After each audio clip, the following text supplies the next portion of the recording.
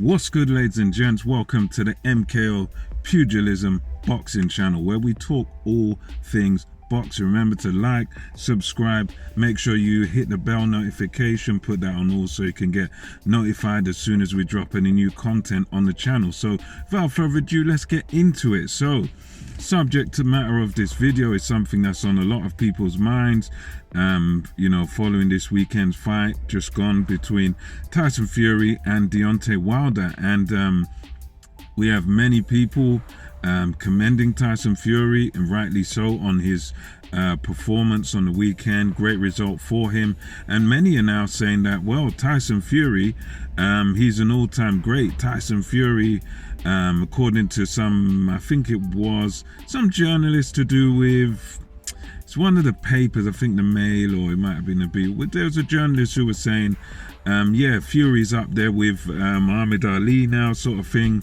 as a truly great fighter. He's an all-time great now, sort of thing. And I just wanted to discuss that, give a few thoughts on that. Now, when it comes to Tyson Fury, I would say that there is an argument to say that he is most definitely the best of this generation of heavyweights. He certainly has proved himself in the significant victories of his career, namely the victory against Vladimir Klitschko, which took place back in 2015, where he dethroned Klitschko, took all the belts apart from the WBC, became unified champion. He broke Klitschko's near 10-year reign. So the fact that he was able to do that, he was unfancied at the time. Not many people were giving Tyson Fury a genuine chance of beating Vladimir Klitschko. When he did, Klitschko was undefeated for several years at the time. He was the man to beat. Tyson Fury came in as the underdog, beats him. That was a fantastic achievement. And likewise, to a lesser extent, but still significant, his victory against Deontay Wilder, the draw against Deontay Wilder, was even a great feat, which many did think he deserved to win. Where he's come back now after the Klitschko thing, and he had a few warm-up fights against guys like Pianetta, Tom Schwartz. He didn't look that great in those fights, so he didn't really have much to go on. And again, people underestimated him, I think myself included. He wants to fight Deontay Wilder that first time, and most people thought, you're kind of crazy, mate. You need to maybe have a warm-up fight. You can't just jump in there with a guy like Deontay Wilder, who's a world champion. He's had several defenses of his world title at the time, been champion for some years, and Fury was again an underdog for that fight against Wilder the first time. He comes back and puts on a fantastic performance, outboxes Deontay Wilder, gets unlucky to come back with the draw, but that in itself was a tremendous feat by Tyson Fury. The fact that he was able to come back from depression, drug addiction, putting on about 10 stone in weight. So that is a fantastic achievement that he had there. You got the Klitschko win, amazing considering he was a big underdog, and you got the Wilder draw, where he's come back. No one really gave him a chance. He'd been on alcohol, he was depressed, on the drugs and everything. So for him to come back, be competitive at world level, draw with Wilder, then have some other fights, not look all that great, beat Wilder in a rematch, that was another tremendous performance, where again many people thought he was going to box on a back foot. Many thought in the second Wilder fight that he can't knock Wilder out, he can't really hurt Wilder. Wilder's a puncher, he can't go toe to toe with Wilder, he can't stay in the pocket with Wilder. Many people were saying this before the rematch after the draw. But what does Tyson Fury do? He fools everybody, he shocks everybody by going there, standing in the pocket, trading with Wilder, using feints, using his superior boxing skills, and completely dismantling and beating Wilder up. They had to throw the towel in that second fight, so that's another tremendous achievement. And what he was able to do also on Saturday, tremendous achievement. So Tyson Fury is definitely, for our generation now, I'd say that he's definitely a great fighter as far as our generation is concerned. He's had some great victories, to soundly beat Wilder as he did.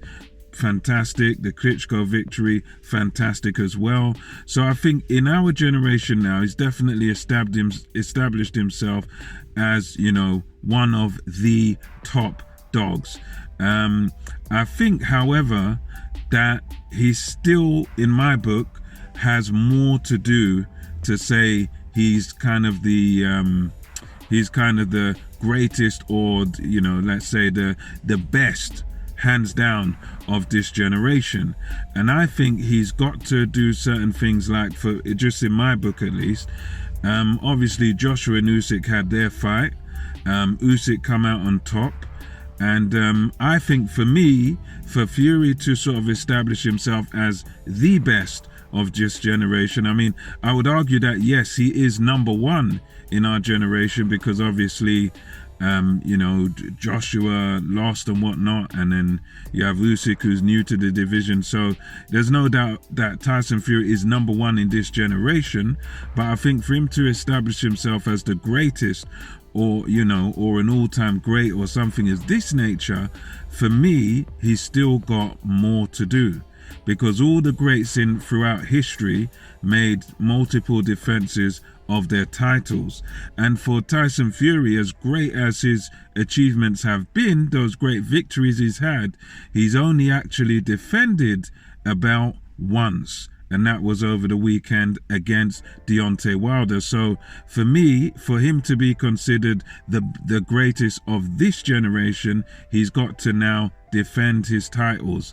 You've got Joshua Usyk rematch springtime, so next year. So I would say for me, for Tyson Fury to, I think you could argue he's the best of this generation, but there's still fights he's got to have, at least in my view.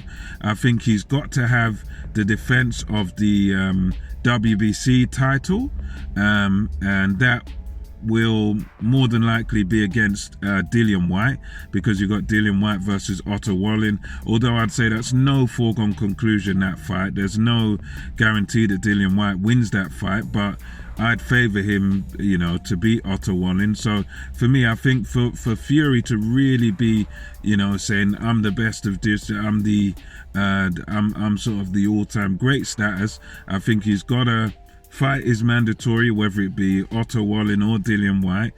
Fight that mandatory, beat that mandatory, and then also I'd say he's got to fight and beat the winner of the Joshua versus Usyk rematch. I think if Tyson Fury can defend his belt, beat the mandatory, whether it be Otto Wallin or Dillian Whyte, and then go on to fight the winner of Anthony Joshua versus Alexander Usyk, the rematch. If he can win those two, then he can definitely say that, right, I am the best right now. I think if he can do that, beat the winner of Joshua Usyk, beat his mandatory in Whyte or Wallin, win those two fights, then I think he can definitely say that he's without doubt kind of the best of this generation. But then I think to go further, to really say, right, he's all-time great, this, that, and the other, I think what he's got to do then is he's got to defend the undisputed. So he can become undisputed in those two fights if he wins them both. But then in order to start talking about, oh, I'm the greatest, this, that, and the other, I think he's then got to defend. He's got to defend and be able to beat mandatory after mandatory, much like what the Klitschko brothers were able to do, what Vladimir was able to do over the many years of his title reign. You know, you win the undisputed or whatever, and then you defend it multiple times. And I think for me, that is what will really cement Fury as an all-time great. I think you can argue that skill-wise and, you know, what he's been able to accomplish. He's had great victories, but I think in order to call him, you know, the greatest of this generation or whatever, he's got to be able to become undisputed and defend his undisputed titles multiple times. That for me would be my criteria. You know, let's see him. Okay, you become undisputed. Let's see him take on these guys, up and comers like Hergovich, or, you know, the other mandatories, maybe a Joe Joyce, whoever's there as a mandatory for the sanctioning bodies. You know, defend your titles, defend it multiple times over and over again. And I think if Fury can achieve that, become undisputed, defend the belts multiple times, I think then he definitely, you know, you can kind of call him an all-time great then, I think, because he'll have then done everything he could do, really, because you can't do more than, you know, become undisputed champion and then you know, defend it multiple times. I think that's to me the criteria that really makes someone great. He's got the underdog story. He's been the underdog in big fights, come out on top every time, so he's got that achieved. Now I think, for, you know, to really cement him, you know, become undisputed, if you can become undisputed, and defend the titles multiple times. I think for me that would cement Tyson Fury he'd have a very legitimate argument in my view to be called an all-time great. But let me know your thoughts. Do you think Tyson Fury is an all-time great already? Do you think he will